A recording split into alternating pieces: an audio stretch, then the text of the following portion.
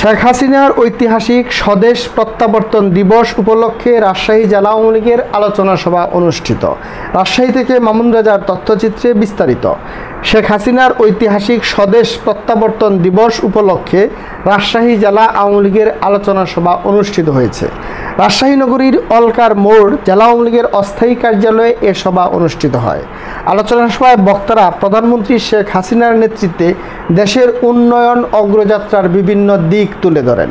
এ সময় রাজশাহী জেলা আওয়ামী লীগের সাধারণ সম্পাদক, পল্লী ও সমবায় বিষয়ক প্রতিমন্ত্রী আব্দুল ওয়াদুদ দারা সহ জেলা আওয়ামী লীগের নেতৃবৃন্দ সে সময় উপস্থিত ছিলেন।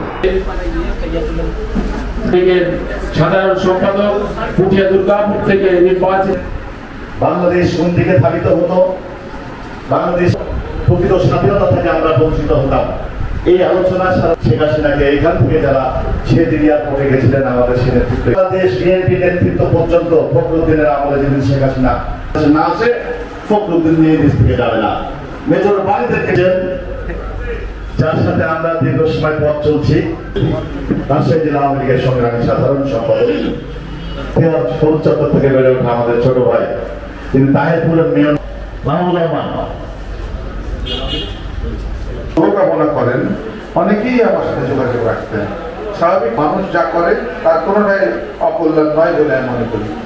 লজ্জা পাচ্ছিলাম, সংকোচ পাচ্ছিলাম, সেই জন্য একটু আমি ইন্টারভিউ দিলাম যে আমি ভাই। কিন্তু একটা জায়গায় দুঃখ লাগে যখন আমি আপনাকে আপনার পদচ্যুত করে দেবো, আপনাকে মারবো, আপনাকে কন্যা জয়ন্তী শেখ হাসিনা আমাদেরকে সঠিক এবং মূল্যায়ন সাধনার স্বপ্ন সার তারই কন্যা জয়ন্তী শেখ হাসিনা বাস্তবায়ন করে আজকে বাংলাদেশকে একটি মধ্যম আয়ের দেশে নিয়ে গেছে। কয়েকদিন পরে উন্নত বাংলাদেশ আমরা ইনশাআল্লাহ গ্রহণ করতে পারবো।